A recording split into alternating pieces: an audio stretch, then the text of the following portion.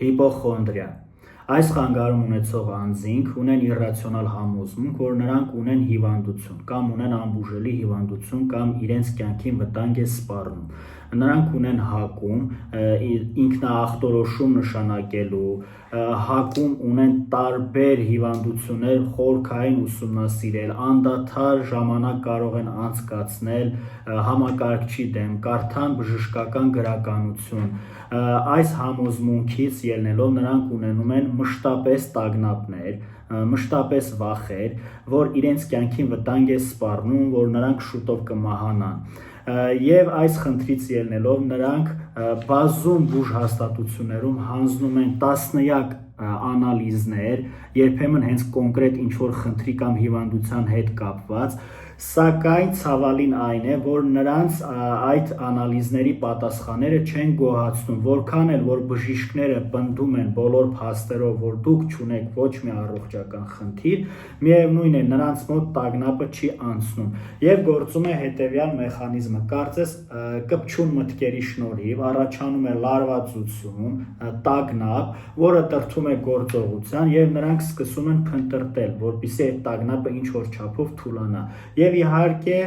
որոշ ժամանակ կարող են հանդարտվել, երբ որ ինչ որ մի նոր բժիշկ նրանց համոզում է, ապացուցում է, որ դու չունես խնդիր, դու հիվանդ ես, դու առողջ ես։ Սակայն կարճ ժամանակ անց նրանց մոտ նորից իրավիճակը բարդանում է, սկսում են նոր ինչ որ ուղիներ, նոր այլընտրանքային տարբերակներ փնտրել, երբեմն այլ երկրում են սկսում անալիզներ հանձնել։ Նրանք անդադար ֆիքսված են իրենց առողջության վրա, նրանք ունեն համոզմունք, որ ես ենթադրենք ունեմ լյարդի ցիրոզ, քաղցկեղ, սրտի արատ, ինձ սպառնում է ինֆարկտ, եւ այս մարդիկ չեն կարողանում իրենց մտքերի հետ լինեն հաշտ։ Տվյալ խնդիրը բավականին լուրջ բացասական ազդեցություն է թողնում մարդու կենսակերպի, մարդու առօրյայի վրա։ Նաև այս խնդրի դեպքում շատ դժվար է լինում ընտանիքի մյուս անդամներին նրա հետ շփվել, նրա հետ զրուցել, ոչ մի ձև չեք կարող տվյալ մարդուն ապացուցել կամ համոզել, որ դու չունես ոչ մի խնդիր։ Նաև գոյություն ունի այսպիսի մի այլ անվանում կիբերխոնդրիա, սա այն դեպքում է, երբ որ մարդիկ ինտերնետներում ժամեր շարունակ, օրեր շարունակ կարդում են ինչ-որ հիվանդությունների մասին։ Տվյալ խնդրի թույլ կողմ, եթե կարելի այդպես անվանեմ, այն է, որ այս խնդիրը համարվում է սոմատոֆորմ խանգարում։ Դա հետևյալն է, որ հոգեբանական խնդիրը արտահայտվում է մարմնի լեզվով, այսինքն մարդը չի կարողանում ընդունի, չի գիտակցում, որ իր խնդիրը հոգեբանական է եւ փնտրում է այս խնդրի լուծումը բուժհաստատություններում, բայց ցավոք սրտի, քանի որ խնդիրը օրգանական չէ, մարմնական չէ, առողջության, ֆիզիկական առողջությանը չի վերաբերվում, հետեւաբար նրանք փնտրում են մի տեղ, որտեղ դրա պատասխանը չկա։ Ավելի ցավալին այն է լինում, երբ որ բժիշկները, երբ որ գլխի են ընկնում, որ տվյալ մարդու մոտ մարմնական խնդիր չկա, հոգեբանական խնդիր է, որոշները ուղղորդում են հոգեբանի մոտ, հոգեթերապևտի մոտ, որոշները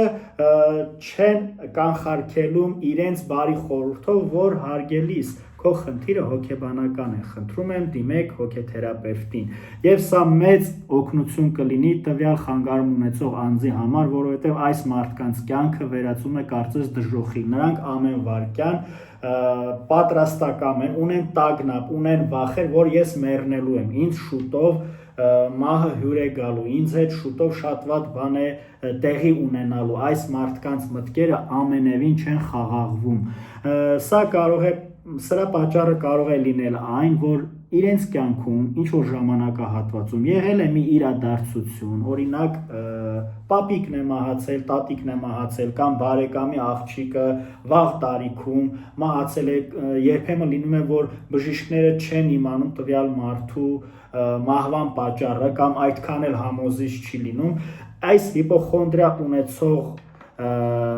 մարդու մոտ կարող է առաջանալ համոզմունք, որ ես խոցելի եմ, ես անպաշտպան եմ, աշխարհը անապահով տեղ է, եթե 25 տարեկան ջահել, առողջ աղջիկը կամ սպորտսմեն երիտասարդը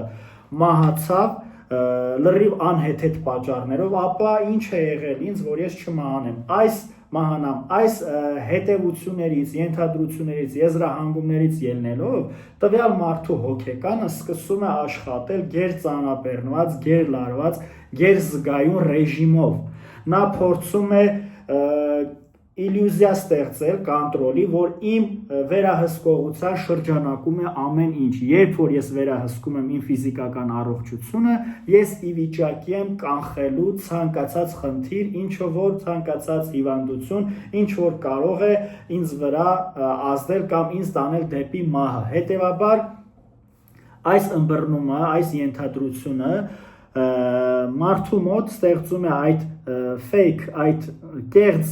պատկերացումը, որ ես պետք է հետևողական լինեմ իմ առողջության մասին, այսինքն ես հաճախակի անգամ եթե ցավող տեղ չունեմ, ես պետք է հաճախ պրոֆիլակտիկ անալիզներ հանձնեմ, որպեսզի նախապես կանխեմ այն խնդիրները, ինչ որ ինձ սպասում է, այն հիվանդությունները, ինչ որ ինձ սպասում է։ Հիպոխոնդրիա խանգարում ունեցող անձը ունի ֆիքսվածություն նաև իր մաշկի վրա, այսինքն ինչ որ տեղը երբ որ քոր է գալիս, նա մտածում է, վայ, գուցե ես ճակերտավոր ասած քոս եմ վարակվել, կամ ինչ որ մաշկիս հետ կապված անբուժելի հիվանդություն է, կամ եթե ինչ որտեղ այտ ուծված է կամ քերծված է, նա կարող է դա մեկնաբանել, որ սա արդեն նախանշան է, որ ես ունեմ մաշկի քաղցկեղ, կամ եթե աչքի տակը կապույտ է, կամ եթե սփռտնած է, նա կարող է այս ամեն ինչը մեկնաբանել, իր հոգեկանը նրան ուղարկում է հետևյալ մեսիջը, որ տղա ջան կամ աղջիկ ջան, դու ունես լյարդի ցիրոզ, շուտ պետք է գնաս անալիզներ հանձնելու, կամ եթե սիրտը արագ է աշխատում, ճնշումը բարձրանում է, վերջ, նա մտածում է, որ շուտով ինձ ինֆարկտ կխփի, ես ունեմ ուրեմն սրտի հետ կապված արատ, իմ սիրտը պետք է գնամ նկարեմ, բազում անալիզներ են հանձնում այս մարդիկ, սակայն խնդիրը ժամանակավոր է լռում։ Ցավալի նաև այն է, որ այս մարդիկ ներսի խնդրի լուծումը փնտրում են արտաքինում, որը որ չկա, այս խնդրի լուծումը ձեր ներսում է։ Նու եթե ժողովրդական լեզվով ասեմ, որը որ նաև իմ այցելուներից մեկն էր այս արտահայտությունը անում, ասում են ես գլխի չէի ընկնում, որ իմ գլուխն է հիվանդ, իմ գլուխը պետք է բուժեմ։ Այսինքն այս մետաֆորը ասելով մարդը նկատի ուներ, որ խնդիրը հոգեբանական է, իսկ ինքը լուծումը փնտրում էր մարմնականում, հիվանդանոցներում, որտեղ որ չունի այս խնդիրը լուծում։ Նպաստող գործոն նաև կարող է հանդիսանալ գերխնամքը, երբ որ փոքր տարիքում տվյալ անձը ունեցել է գերխնամող ծնողներ, տաք հագնվիր, զգույշ եղիր, դրսում ցուրտ է, փռշտացիր, պետք է գնաս դեղ խմես, այս գերխնամքը մարդու մոտ ստեղծել է մի պատկերացում, որ ես շատ խոցելի եմ, ես պետք է գերուշադիր լինեմ իմ առողջությանը։ Նաև արդեն նշեցի, ինչ որ վատ փորձառությունները կարող են նպաստել, հարազատի մահ, հարազատի կորուստ, ծնողի հիվանդություն, ծնողի կորուստը, այս մարդը ունի կարծես առողջության հետ կապված վախեր, անվերահսկելի, անկառավարելի վախեր, որ ես մահկանացու եմ։ Ու այս բոլոր խնդիրների հաճախ հենց տագնապային խանգարումների ու վախերի հետևում կանգնած է մահվան վախը։ Մենք մարդիկս ինչքան էլ որ ցույց ենք տալիս, որ մենք ուժեղ ենք, որ երբ որ մենք առողջ ենք, ավելի պաշտպանված ենք, նաև ֆինանսապես ապահով լինելն էլ է երբեմն